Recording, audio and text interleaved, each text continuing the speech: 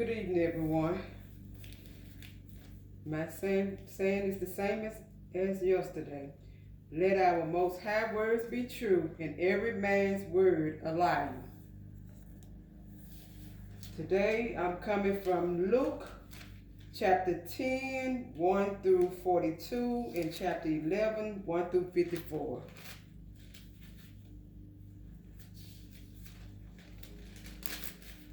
Chapter 10.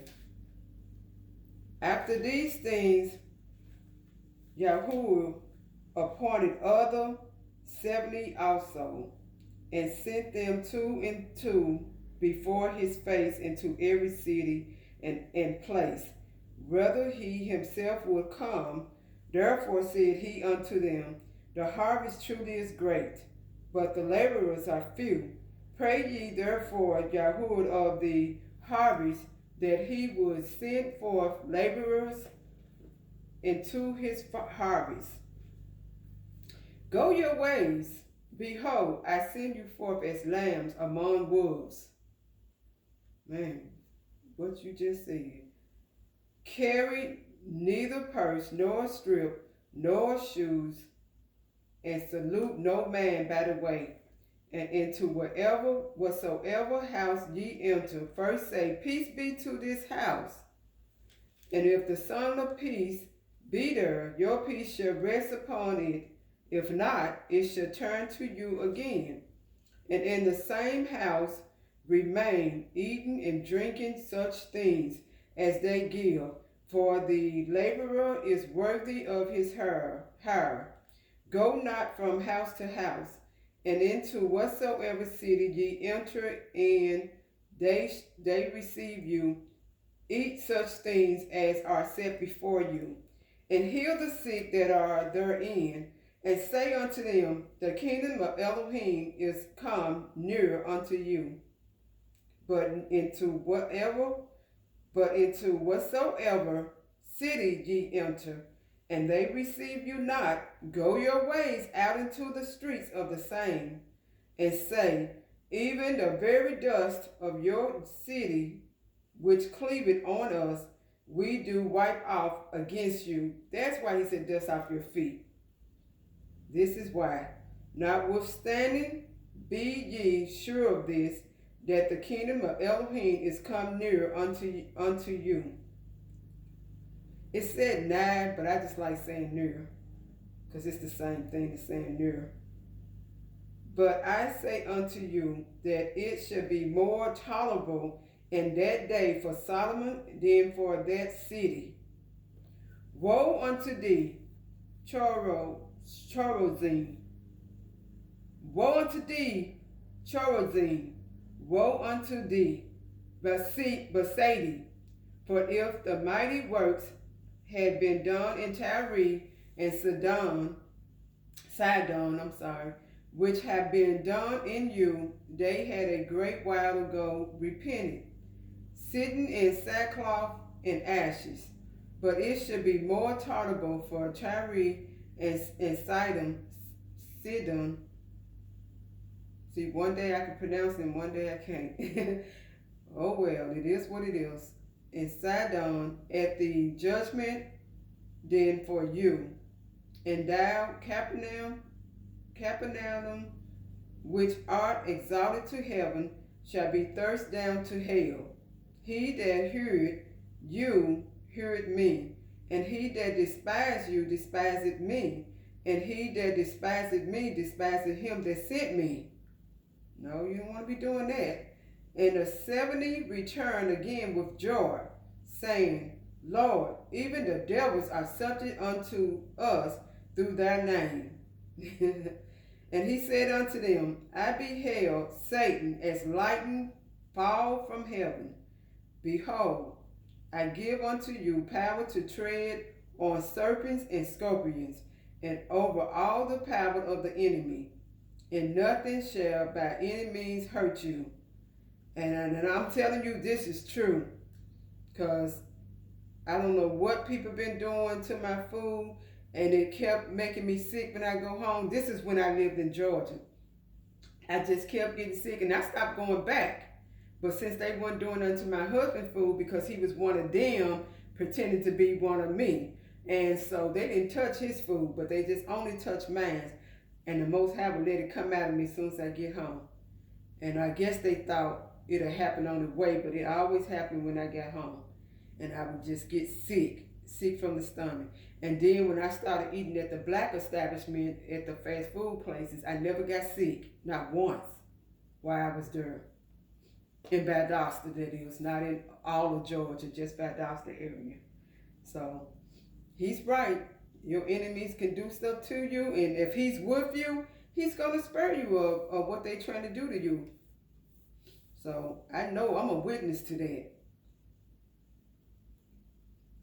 Notwithstanding in this, rejoice not that the Spirit are subject unto you, but rather rejoice because your names are written in heaven. In that hour, our Messiah rejoiced in spirit and said, I thank thee, O Father, Lord of heaven and earth, that thou hast hid these things from the wise and prudent, and hast revealed them unto babes, even so. Father, for so it seemed good in thy sight. All things are delivered to me of my Father, and no man knoweth who the Son is but the Father, and who the Father is but the Son, and he to whom the Son will reveal him. And he turned him unto his disciples and said privately, Blessed are the eyes which see the things that ye see. For I tell you that many prophets and kings have desired to see those things which ye see, and have not seen them, and to hear those things which ye heard, and have not heard them. And behold, a certain lawyer stood up and tempted him, saying, Master, what should I do to inherit eternal life? Do you really want to know? Okay, let's see what he tells him. He said unto him, What is written in the law? How readest thou? And he answering said, Thou shalt love Yahuwah thy Elohim with all thy heart, and with all thy soul, and with all thy strength, and with all thy mind, and their neighbors as themselves. So how can we hate our neighbors that are Gentiles? They're white Gentiles. And how can we hate them, Even if I saw my neighbor do something to me, and if they did something to me wicked, I probably react in my human flesh and do something back to them right then and there on the spot. But if I know they did it and I didn't see them do it, I have to count it as they didn't do it. But allegedly, I think they did it. But I still have to love them either way. Even if I did something or against them for doing it when I see them. But either way, I have to love them. I have to continue to love them at the end of the day. Even if someone tried to attack me and I had to fire back on them, I still got to love them. I got to go get them help and everything, take them to the hospital, and I still got to love them. I still got to pray for them. I just pray that the Lord be with me and not with them, my enemy.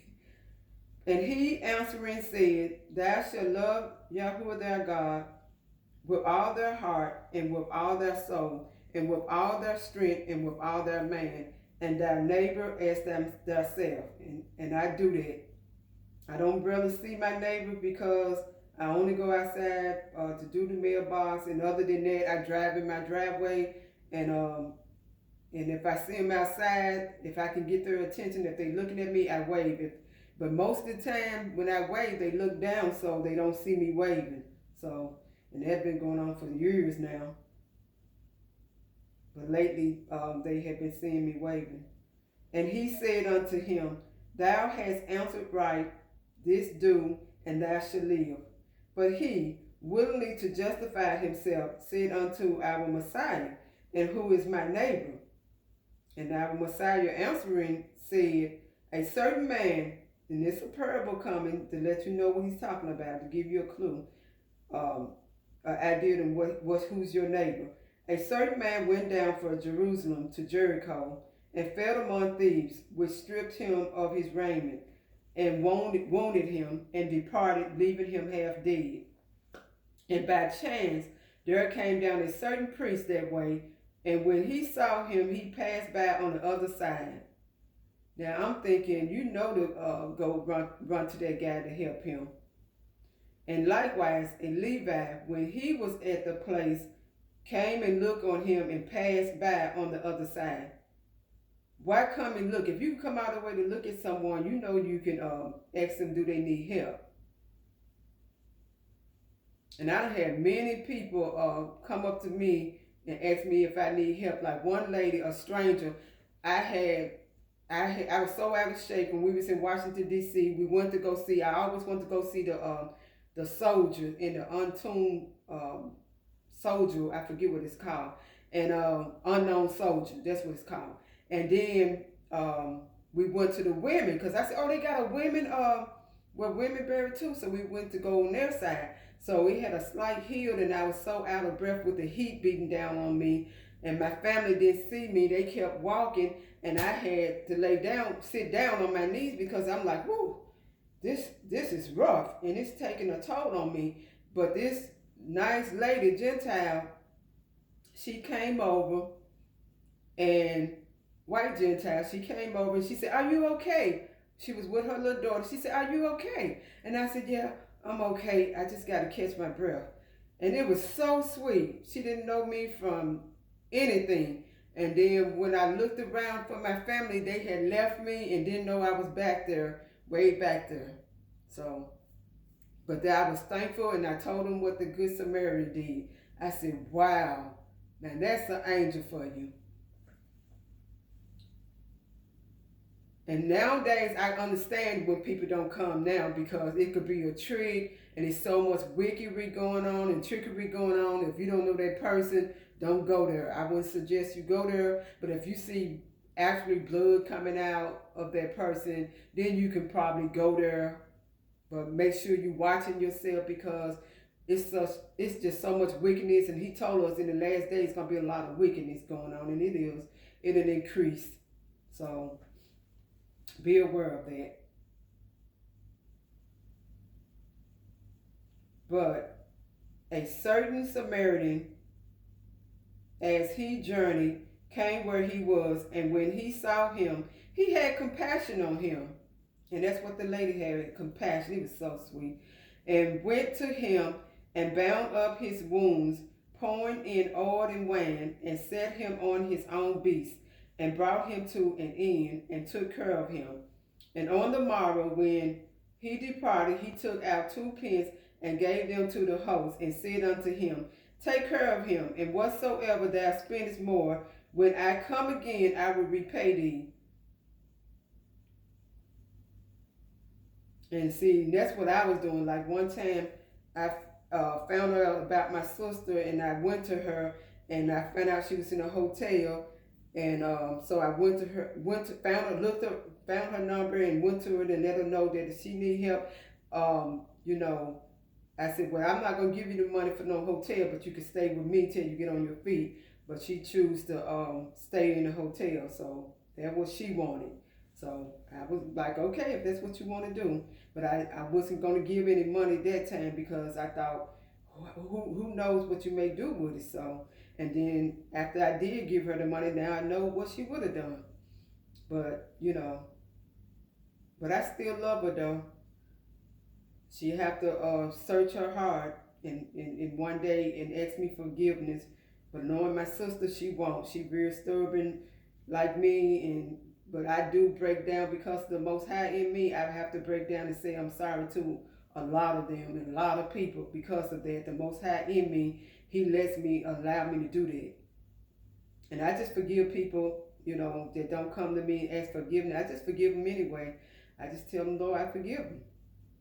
Because they stubborn and they're not going to come and ask for it. Because they don't think they did anything wrong in their man. And on the morrow, when he departed, he took out 2 pence and gave them to the host, and said unto him, take care of him, and whatsoever thou spendest more, when I come again, I will repay thee. I'm just repeating it, I know it. Which now of these 3 thinkest thou was neighbor unto him that fell among the thieves?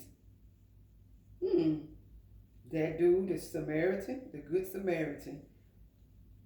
And he said, he that showed mercy on him, then said our Messiah unto him, go and do thou likewise. So that's what he's telling us, if we see these things. He don't tell us to start laughing and pointing at them, laughing at them for being homeless. No, that's ugly. And there's nothing funny about being homeless. He can pick those homeless people up above you tomorrow, and then he can put you in their place for laughing. Think he won't? Try him. Now it came to pass as they went, that he entered into a certain village, and a certain woman named Martha received him into her house. And she had a sister called Mary, which also sat at our Messiah's feet and heard his word. But Martha was cumbering about much serving, and came to him and said, Lord, doest thou not care that my sister have left me to serve alone? Bid her therefore that she help me. And our Messiah answered and said unto her, Martha, Martha, thou art careful and troubled about many things, but one thing is needful, and Mary has chosen that good part, which shall not be taken away from her. And see, I like when I used to have people over before I found out the people was my enemies. But when I had them over, I used to like talking to, I like entertaining being a great host and entertaining them and talking to them, and so that would have been me doing what Mary was doing. So she would have to tell on me, tell her. But that's what she would have to do. And I like being a good host, but him, and I like cooking also for them and serving their food, but I would like to make sure my host taken care of, happy and laughing and having a good time, a great time. I love for them to have a great time here. So if you got jokes and stuff and you set apart and you like telling jokes, and we can still tell clean jokes, we can still laugh. My auntie said jokes ain't nothing but lies. And I'm like, so the Most High don't want us to enjoy ourselves. We're just joking. We're not talking bad about anyone. We're just joking. So I guess to each his own. I'm going to keep joking because I like seeing people happy and smiling when they're around me, especially if they're a guest in my home. So, but nowadays, you don't know who may snap on you. So I kind of like, just leave people alone. And then if someone talk to me and open up to me, then I know that, okay, that means you're nice and you don't mind me talking and joking and making you laugh. I'll take it as that. But I used to just entertain strangers, but when strangers started snapping back at me, I knew then it was time to leave strangers alone. And just wait till someone say something to me, then I know, okay, it's cool to talk to you. And it came to pass that as he was praying in a certain place, when he ceased, one of his disciples said unto him, Lord, teach us to pray, as John also taught his disciples. And he said unto them, when ye pray, say, Our Father, which art in heaven. This used to be the one I used to say when I was a child and a teenager. Our Father, which art in heaven, hallowed be thy name, thy kingdom come, thy will be done as in heaven, so in earth. Give us day by day our daily bread, and forgive us our sins, for we also forgive everyone that is indebted to us. Mine used to read trespass against us. This one said indebted to us. And lead us not into temptation, but deliver us from evil. And I really think this is what kept me from doing evil. And I wasn't an evil person anyway, so, and I think saying that all the time and having it in my heart, that's why I never became such an evil person. When I used to see people do evil and then they come and tell me the evil they done to someone, I just look at them like a crazy person. I'm like, wow, now you telling me what you would do to me if I get on your bad side. Now, why would I want to be a friend of yours and you just told me what you do to your enemies? Now, if your enemy's trying to attack you, I can see you doing stuff to try to save your life. By any means necessary, I understand that. But But just being evil to get them back, I let the people do whatever they want to me, and especially the one that I can't catch. So I just go ahead and let the Most High take care of it. Now I told the Most High, if they trying to kill me, that's a different story. I'm gonna fight for my life. But now if they just talking and arguing, they can do that all day long, and I can walk on by my business. Now if they touch me, my body, to do harm, that's a different story. And I asked him to forgive me because I told him I'm not the Messiah. I just can't let it go, because people killing people now.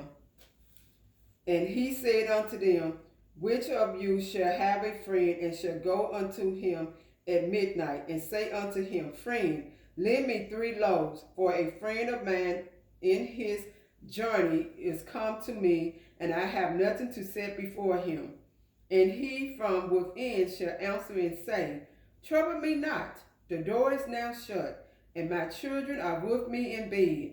I cannot rise and give thee. I say unto you, though he will not rise and give him, because he is his friend, yet, and I'm sorry, I forget to tell you all I'm on chapter 11. For those who, and it came to pass, that was chapter 11. I am so sorry. I don't remember telling you all, but now I'm telling you.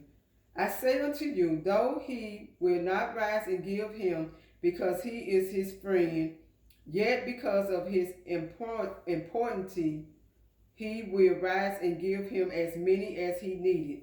And I say unto you, ask and it shall be given you. Seek and ye shall find. Knock and it shall be opened unto you. For everyone that asks receiveth, and he that seeketh findeth, and to him that knocketh it shall be opened. If a son shall ask bread of any of you that is a father, will he give him a stone? Or if he asks a fish, will he for a fish give him a serpent? No. Or if he shall ask an egg, will he offer him a scorpion? If ye then, being evil, know how to give good gifts unto your children, how much more shall your heavenly Father give the Holy Spirit to them that ask him?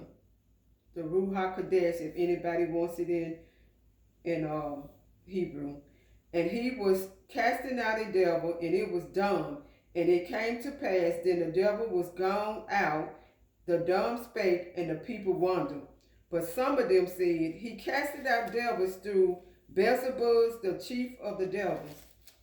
And others, tempting him, sought of him a sign from heaven. But he, knowing their thoughts, said unto them, every kingdom divided against itself brought to desolation, and a house divided against a house fallen. And that's how my house fell, because the devil had my husband against me, and that's how my house fell, and now we divorced. Because, when he died by your house, and your house ain't strong, and your house decide to do what the devil tell him to do, and then he divide y'all from one another, that's how you end up in a divorce. So, move on, or you can choose to stay, but I just choose to move on. Because I just don't see nothing changing. If Satan also be divided against himself, how shall his kingdom stand? Because ye say that I cast out devils through Beelzebub.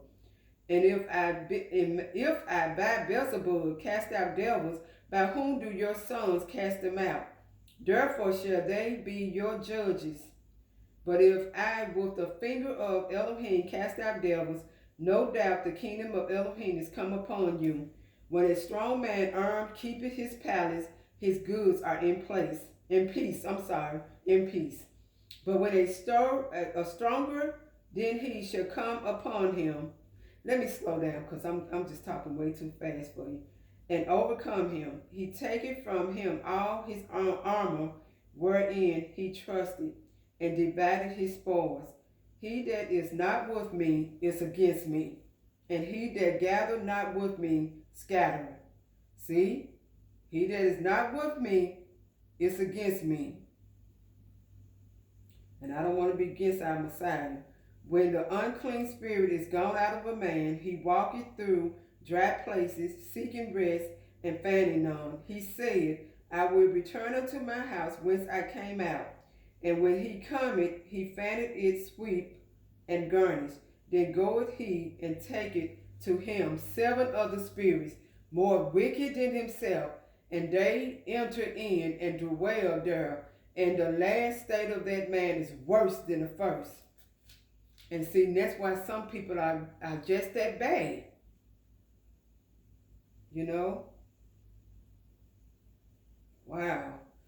And it came to pass, as he spake these things, a certain woman of the company lifted up her voice and said unto him, Blessed is the womb that bare thee, and the paps which thou hast sucked. But he said, and that's why I said this book is not for kids, because they talk about a lot of adult things in here. And that's why I just said no, because it's got a lot of adult things in here. But he said, Ye rather blessed are they that hear the word of Elohim and keep it. And when the people were gathered thick together, he began to say, This is an evil generation. Now he's calling them an evil generation. They seek a saying, and now he's talking about the disciples now. We weren't born back then.